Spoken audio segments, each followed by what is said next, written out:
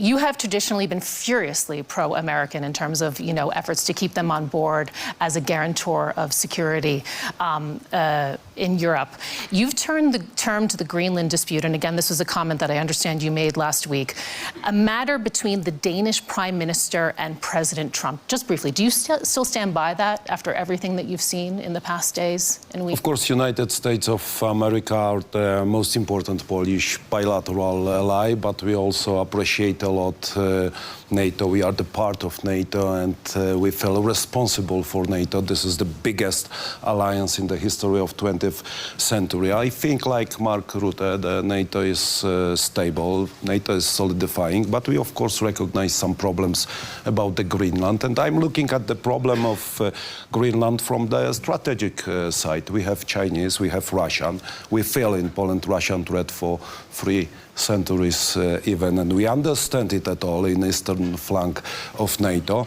And if we consider, ladies and gentlemen, that global GDP is consisted of 15% of right. European Union involvement and 15% of United States of America involvement, but according in terms of security, United States of America paying 65% for NATO and Europeans 35%, we have to consider what Donald Trump would like to say about the security, because he's responsible for security of the world as the leader, and we would like to support. I think that transatlantic relations are very important. We know in Europe, me know, Alex, all my European friends knows how many mistakes had Europe done after and before 2022. And Donald Trump tried to convince our European partners that we have to solidify,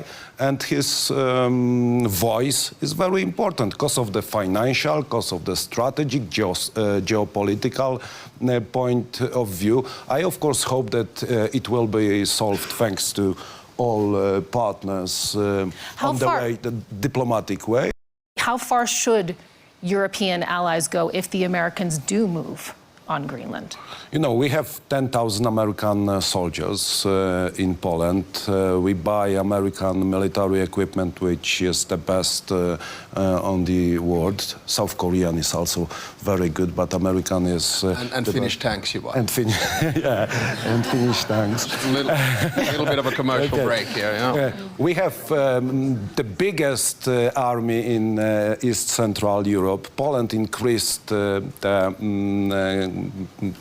percent of GDP for military service almost to 5%. So we feel responsible for Poland. I believe in Polish soldiers, in our alliance, but United States of America, for all eastern flank of NATO, are very important ally. And those relations are also based on our history. This is the relation of values. We have common independence heroes in Poland and in United States of America. So I think that we should solve this problem on diplomatic way. Of course, I appreciate Denmark voice is natural. It's our partner, Denmark. But I'm looking at the Greenland as strategic point in the geopolitical issue between free world, democracy's world, independence, and with Russia. We know that you're already projecting to get to 5% of GDP this year.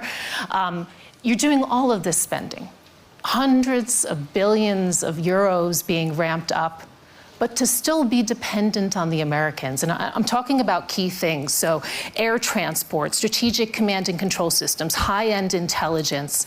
Do you get the sense, especially after the events of the past days, that Europeans are really in a state of urgency to quickly ramp up the ability to handle a protracted conflict without the US? What is the plan B if diplomacy fails?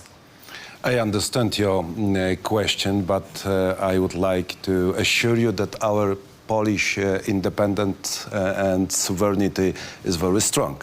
The first, I believe in Polish soldiers, of course, in our history and our readiness to fight with everyone who would like to invade Poland. So we felt the strong country on the eastern flank of NATO. But we also believe in diplomacy. It's natural in NATO, our cooperation with NATO, with European Union. Diplomacy is, of course, the part of the security guarantees. But what we can do as the Republic of Poland, and our friends also doing this, I see the President of Latvia, Baltic states, we, of course, made the decisions to increase the budget for military service, and it was the great achievement of Europe. And what have happened?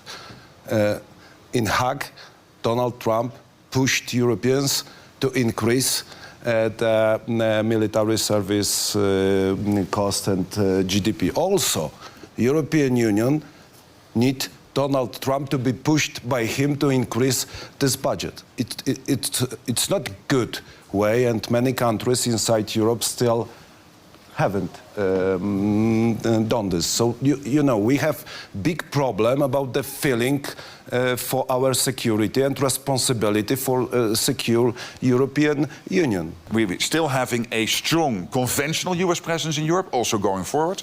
And of course, Right. the nuclear umbrella as our ultimate guarantor. But again, I'm absolutely convinced without Donald Trump, we would not have taken those decisions, and they are crucial, particularly for the European and the Canadian side of NATO, to really grow up in the post-Cold War world.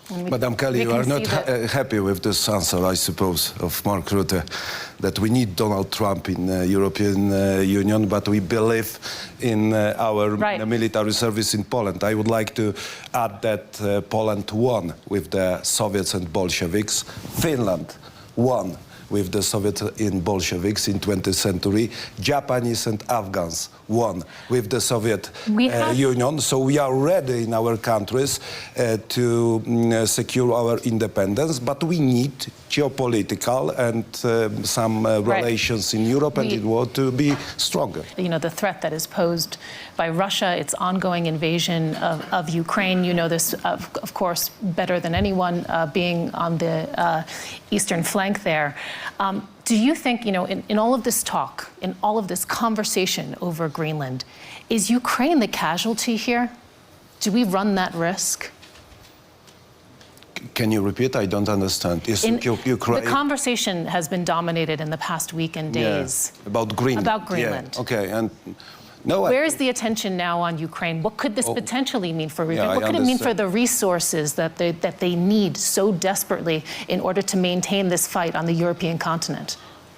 I think that Ukraine issue subject after the attack of Russian Federation is most important, not only for Poland and eastern flank of NATO, but for all free world. And I think that the problem around Greenland doesn't mean that we don't think about the Ukraine. We support Ukraine in Poland, in NATO, in European Union. United States of America supported Ukraine, and we have to consider this problem as the main problem in Europe nowadays. And I'm very happy that we are going, maybe slowly, but we are going to long-lasting peace in Ukraine. This must happen, I think. But I'm not afraid, Madam Kelly, that the situation around the Greenland means that we forget about Ukraine. We understand the problem about the Ukraine and